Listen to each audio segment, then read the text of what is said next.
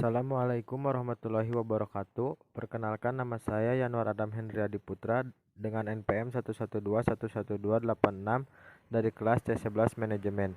Video ini saya buat untuk memenuhi tugas UTS Pendidikan Agama Islam tentang Assalamualaikum. Ma'rifatul Rasul atau mengenal Rasul. Pengertian Ma'rifatul Rasul. Ma'rifatul Rasul yaitu membincangkan bagaimana mengenal Rasul, apa saja yang perlu dikenal dari Rasul, dan bagaimana pula kita mengamalkan Islam melalui petunjuk Rasul. Mengenal Rasul.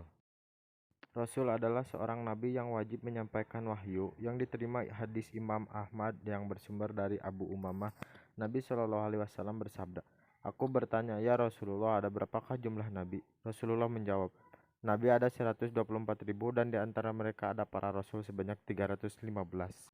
Perbedaan Nabi dan Rasul. Nabi dan Rasul itu sama-sama manusia-manusia pilihan yang bertugas memberi petunjuk kepada manusia tentang keesaan Allah Subhanahu wa Ta'ala dan membina mereka agar melaksanakan ajarannya. Bisa diungkapkan, Rasul sudah pasti Nabi, tapi Nabi belum pasti Rasul. Yang selanjutnya ada ciri-ciri Rasul. 1. Memiliki sifat-sifat asasiyah. 2. Memiliki mukjizat. 3. Berita kedatangannya. 4. Berita kenabian. Dan yang terakhir adanya hasil dari dakwah yang dilakukannya. Pentingnya iman kepada Rasul. Iman kepada Rasul adalah salah satu rukun iman. Seseorang tidak dianggap muslim dan mukmin kecuali ia beriman bahwa Allah mengutus para rasul yang menyampaikan hakikat yang sebenarnya dari agama Islam, yaitu tauhidullah. Dan ada juga manfaat iman kepada Rasul. Yang ke-1, makin sempurna imannya. Yang kedua, terdorong untuk menjadikan contoh dalam hidupnya. Yang ketiga, terdorong untuk melakukan perilaku sosial yang baik. Yang keempat, memiliki teladan dalam hidupnya. Tugas dan sifat-sifat Rasul. Yang ke-1, mentauhidkan Allah Subhanahu wa Ta'ala. Yang kedua, memberi kabar baik atau basyir dari ancaman kepada umatnya. Yang ketiga, menerjemahkan pesan-pesan Allah. Yang keempat, menjelaskan cara-cara kepada manusia untuk memuliakan dan membesarkan Allah.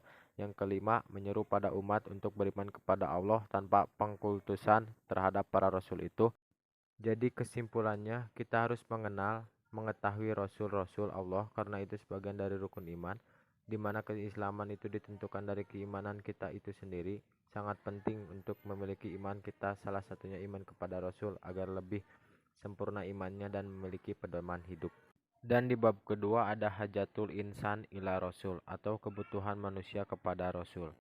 Hajatul insan ila Rasul, kebutuhan manusia kepada Rasul. Seorang Rasul adalah sosok manusia yang dipilih Allah untuk menjadi teladan hidup, role model bagi manusia.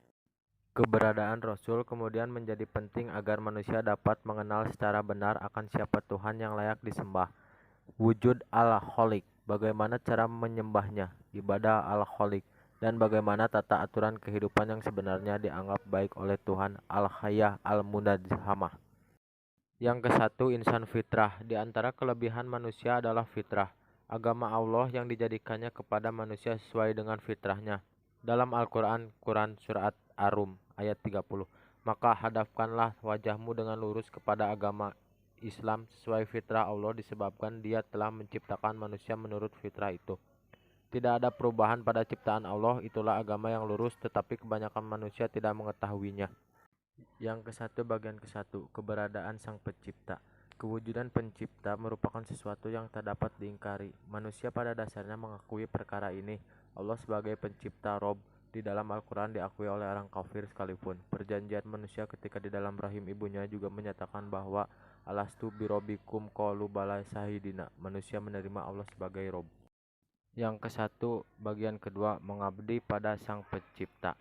Manusia secara umum mendapat arahan dari Allah Subhanahu wa Ta'ala untuk mengabdi kepadanya. Pengabdian kepada Allah adalah sebagai hasil dan akibat dari pengakuan kita kepada Allah sebagai pencipta. Mengakui pencipta berarti mengakui apa yang disampaikannya, menerima arahannya, menjalankan undang-undangnya, dan sebagainya. Yang ke-1, bagian ketiga, kehidupan yang teratur. Dalam Quran Surat Al-Qasas ayat 50, maka jika mereka tidak menjawab tantanganmu, maka ketahuilah bahwa mereka hanyalah mengikuti keinginan mereka. Dan siapakah yang lebih sesat daripada orang yang mengikuti keinginan tanpa mendapat petunjuk dari Allah sedikitpun. Sungguh Allah tidak memberi petunjuk kepada orang-orang yang zalim. 2. Petunjuk Rasul. Jika kita hendak mengikuti perintah Allah, maka kita mesti mengikuti perintah Rasul. Apabila kita ingin mengasihi Allah, maka kita perlu petunjuk Rasul. Dalam Quran Surat Ali Imran ayat 31, katakanlah Muhammad, jika kamu mencintai Allah, ikutilah aku. Niscaya Allah mencintaimu dan mengampuni dosa-dosamu. Allah Maha Pengampun lagi Maha Penyayang. Yang kedua, bagian ke-1, mengenal pencipta yang hak. Dengan petunjuk itulah manusia dikenal oleh para rasul tentang pencipta satu-satunya alam semesta ini, yaitu Allah Subhanahu wa taala. Dalam Quran Surat Al-Maidah ayat 191, yaitu orang-orang yang mengingat Allah sambil berdiri, duduk, atau dalam keadaan berbaring, dan mereka memikirkan tentang penciptaan langit dan bumi, seraya berkata, ya Tuhan kami, tidaklah Engkau menciptakan semua ini sia-sia, Maha Suci Engkau, lindungilah kami dari azab neraka.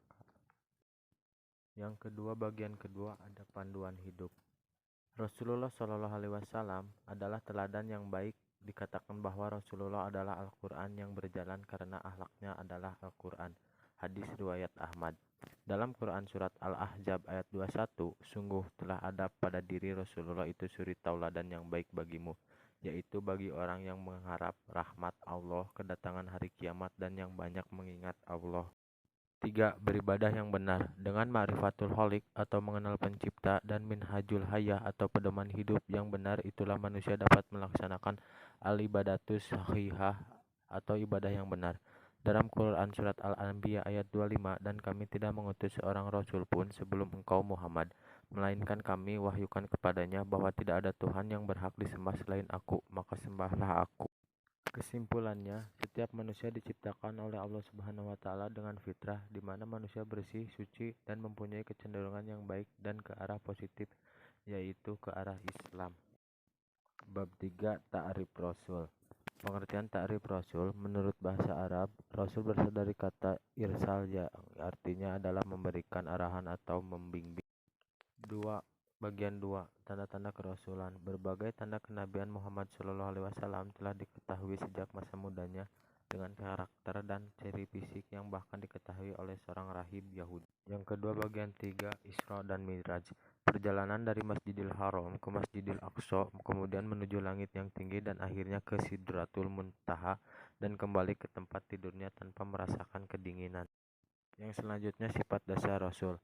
Sifat dasar Rasul terbagi menjadi 4. Yang 1, as-sidik, yaitu Rasul selalu benar. Yang kedua, al-amanah, yaitu Rasul selalu dapat dipercaya.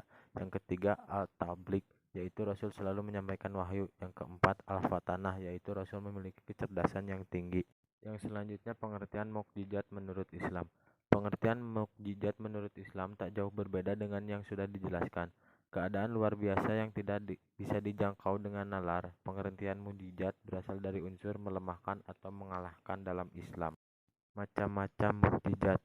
Mukjizat terbagi menjadi 4. Yang ke-1, mukjizat saksiyah. Yang kedua, mukjizat akliyah. Yang ketiga, mukjizat kauniyah. Yang keempat, mukjizat salbiyah. Berita kedatangan.